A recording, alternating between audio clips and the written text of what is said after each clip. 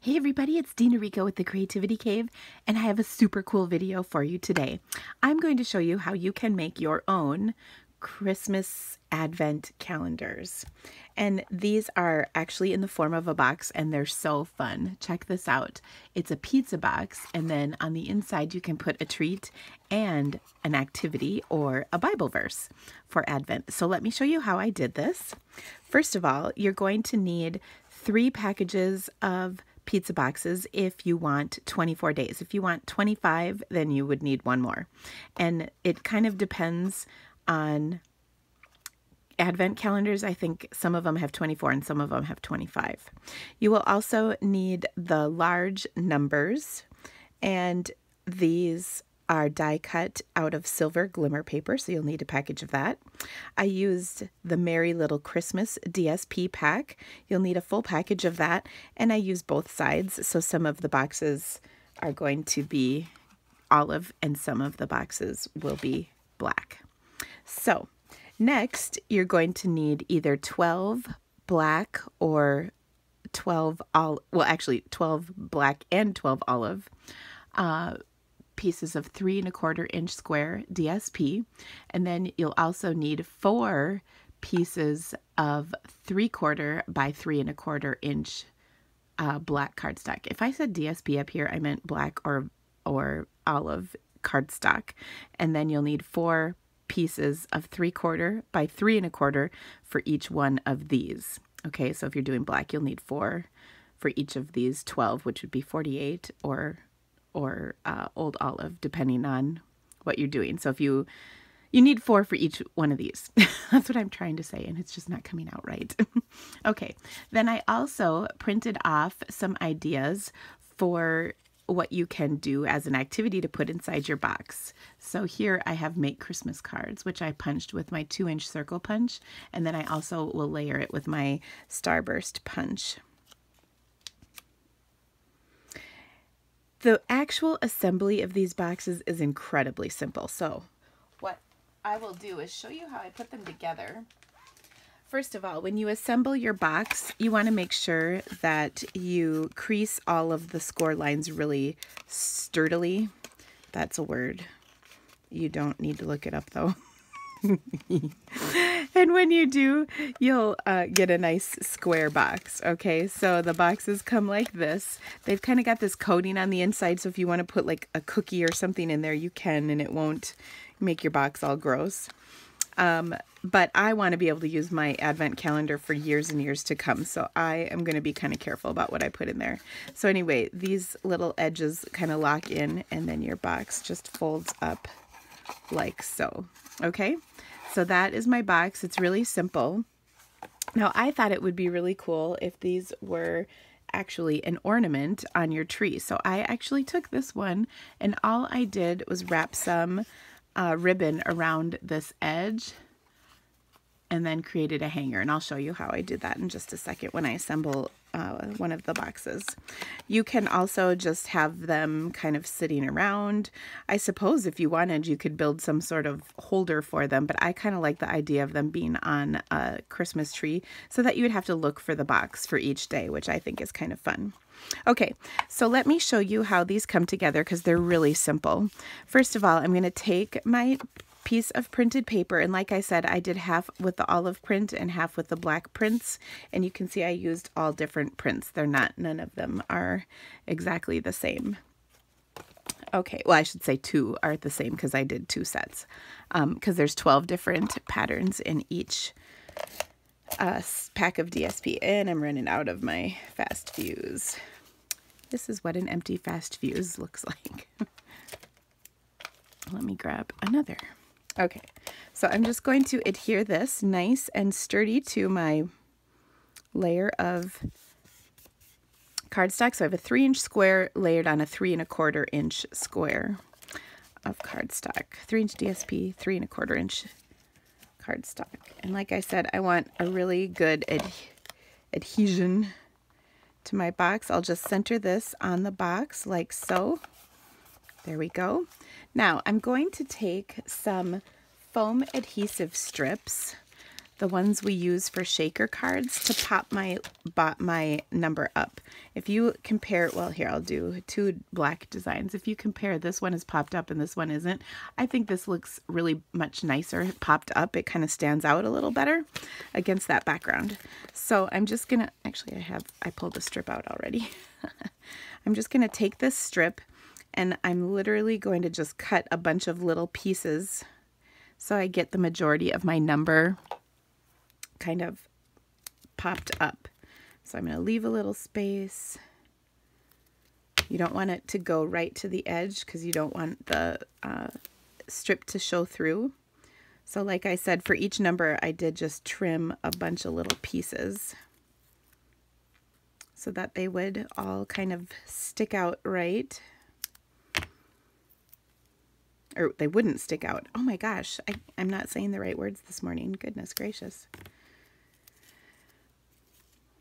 Okay, and then my last piece. So you can see I did use quite a bit of strips, but now my whole number will pop up nicely, which I like.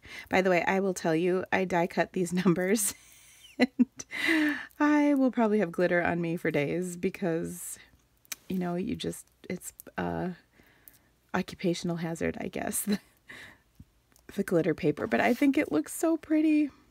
Okay, so there's 5 right on there in the corner, and that looks so cute.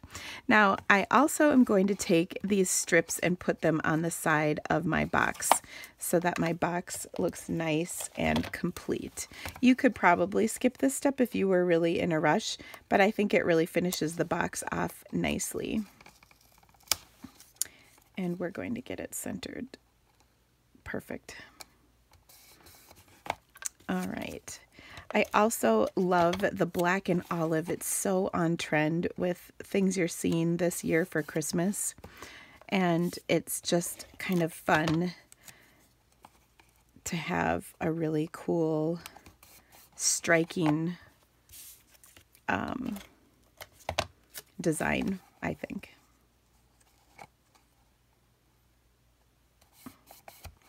Okay, you guys are also going to laugh because I was watching Harry Potter in my office when I was making this, and so I'm thinking about Harry Potter as I make more of these boxes.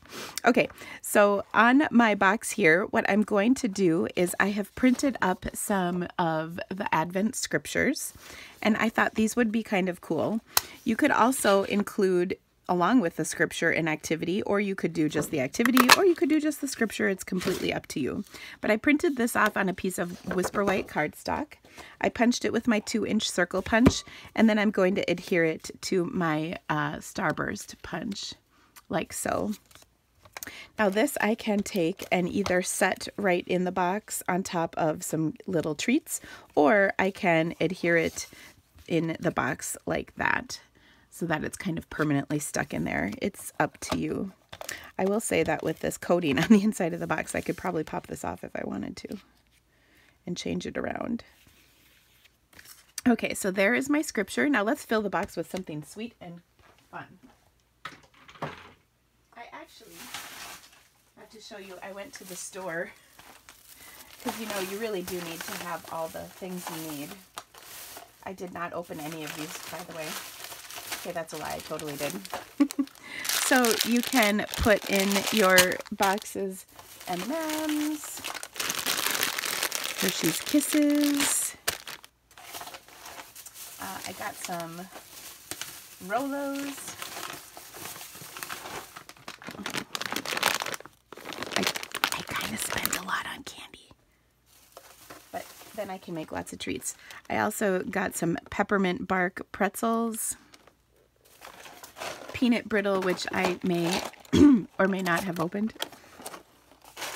And I even got some Cadbury crisps. So I think I'm all set as far as candy goes. So I'm going to put these in here. Now you can either put them in loose or you can put them in a treat bag. I recommend putting them in a treat bag, and I'll show you why. If you put them loose in here and then you hang them on your tree, chances are they're going to pop open and you will have treats all over the floor below your tree. So instead, what you could do, is use a little cello bag. Okay, so we have the 3x6 inch gusseted cello bags in the catalog. So we can put some of these in there, like so. And then notice there's fewer treats in the bag, which I think is probably a good thing. I'm just going to move these out of the way. Okay, and then you can close the bag up with a little bow, and that will be perfect. Now I'm actually going to take a few more out of here. The other thing you could do is, because I want this to lay a little flatter, the other thing you can do with this is, instead of like tying it with a little piece of ribbon, you can kind of fold this over, and then you could put another one of these, oops, right on top. So you could literally like staple this flap, which I'll even do. I just have my stapler. So I'm going to staple this closed. So I've got a nice little treat in there. I'm actually going to turn it because it'll fit a little better. Okay, it's not going to fall out. And then I can add to it my activity. So then when I close this up, my box is flat and cute. And then if I want to make it into a ornament, I'll just have to find my ribbon after I brought all this candy out. What did I do with my ribbon? Ah! Okay, I find it. It was under the peanut brittle, so I mean, I had to take a bite because it would be crazy not to, right? Okay. So let me show you how I did the ornament tie, because it's really easy. I'm just going to pull out some ribbon, about that much. Do you like my measurement system? I would say it's about 12 inches, maybe 14. You can kind of judge.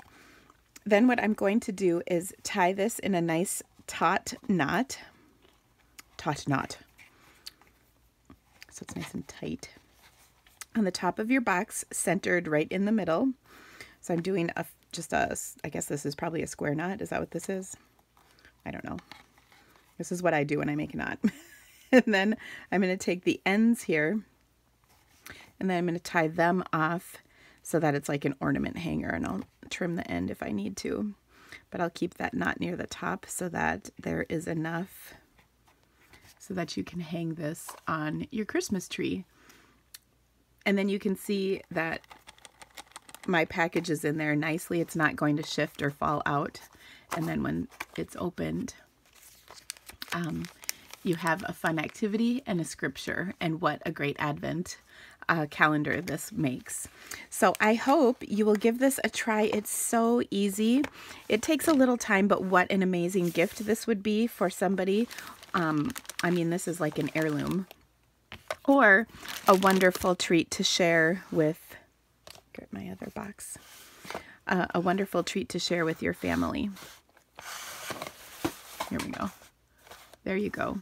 So you can see it's so fun, and it really is easy. So I hope you'll give it a try. Thank you so much for joining me, and have a great day. Happy stamping. Oh, don't forget, if you need to buy any of the items for this, you can see all the links to the items I used below in the description of this video, or click on over to my blog. There's a link right at the top of the description that has my blog post, and then you can see all the pictures from this as well. Thanks so much, guys. Have a great day. Bye.